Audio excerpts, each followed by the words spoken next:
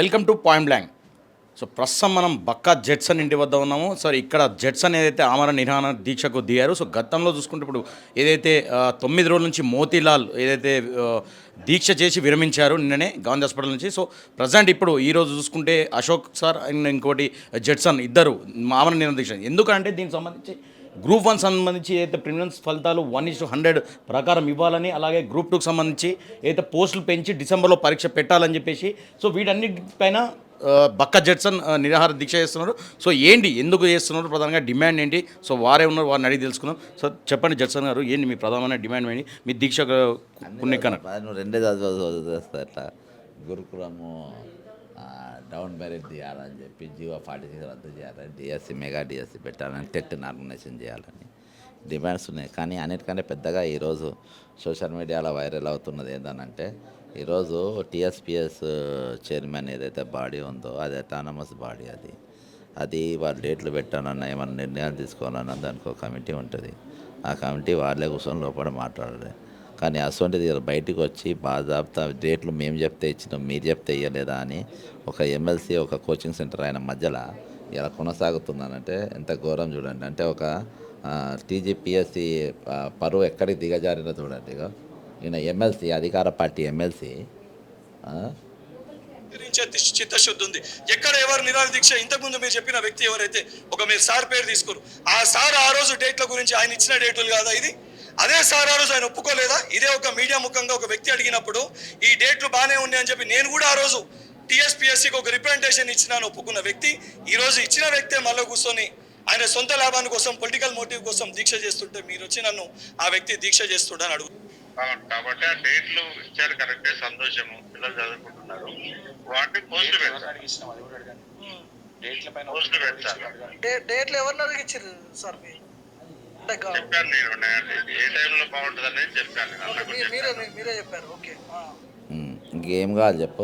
Dance దొరికిపోయింది. ఈడ ఒక autonomous బాడీగా ఉండాల్సిన వ్యక్తి ఇవాళ ఆయన చైర్మన్ మహేందర్ రెడ్డి గారు, అందులో ఏమైనా ఇప్పుడు కేంద్రంలో ఏమేమి ఎగ్జామ్ నడుస్తుంది, RRB, BSRB, staff selection commission, state exam, ఇది ఏమైనా కొలిడ్ అవుతుందా, ఈ రెండింటి మధ్యలో ఏమైనా ల్యాబ్స్ అవుతుందా అనేది ఇవన్నీ డేట్లు చూసిన తర్వాత అది కాన్ఫిడెన్షియల్గా దానికోసం 5 మెంబర్లు వేసింది. ఆ 5 వదిలేసి నువ్వు బయట రూలింగ్ గవర్నమెంట్ ఎమ్మెల్సీతో మాట్లాడి ఇంకో కోచింగ్ సెంటర్ ఆయనతో కూడా అభిప్రాయాలు తీసుకొని మీరు డేట్లు పెట్టిండ్రు. డేట్లు పెట్టినప్పుడు అడిగినటువంటి వ్యక్తి పోస్టులు పెంచాలని ఎందుకు అడగలేదు? ఒక పాయింట్.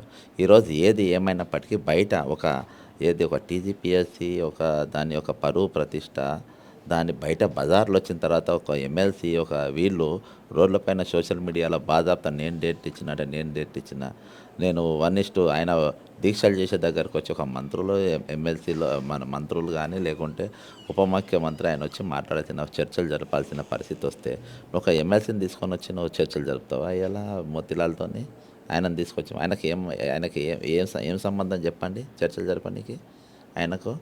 ఆయన దీక్ష 1:100 50 ప్రకారమే జరుగుతుందంటే ఇంకో ఇక్కడ ఇంపార్టెంట్ లాజిక్ ఏంటంటే, ఈరోజు మహేందర్ రెడ్డి గారు ఒక మాజీ డీజీపీ గారు, మీరు ఎమ్మెల్సీ బల్మూరి వెంకట్తోని ఒక స్టడీ సర్కిల్ ఆయనతో పెట్టి వాళ్ళతో మాట్లాడి ఏ డేట్ అయితే బాగుంటుందని చెప్పి మాట్లాడి పెట్టినటువంటి వ్యక్తులు ఈరోజు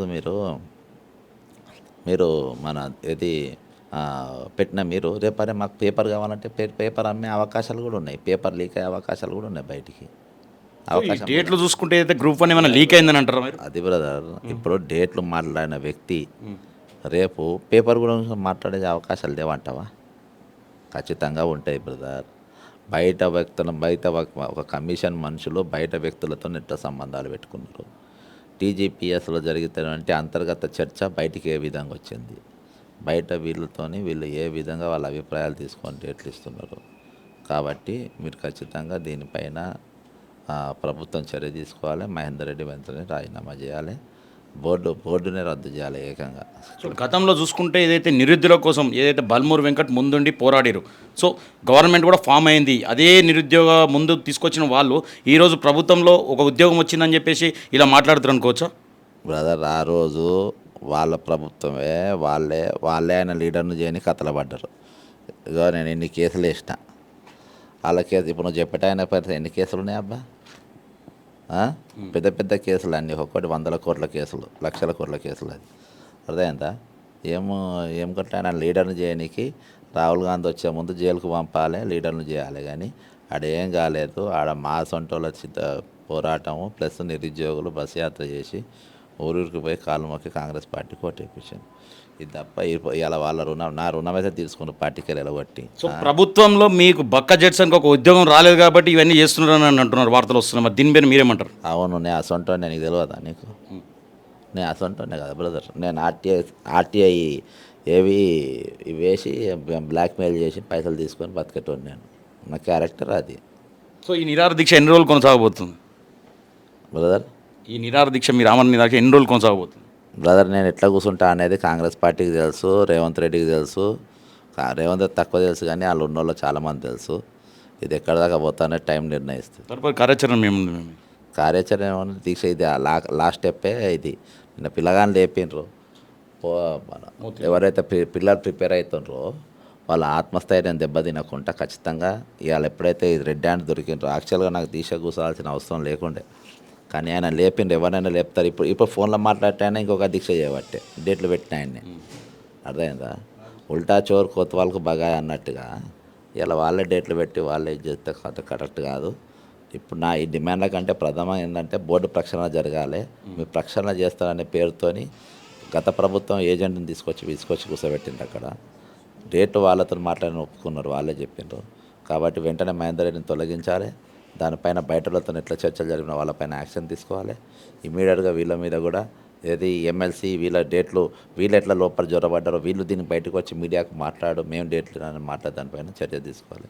ఖచ్చితంగా యాక్షన్ తీసుకోవాలండి. ఓకే, థ్యాంక్ యూ జయశంకర్ గారు.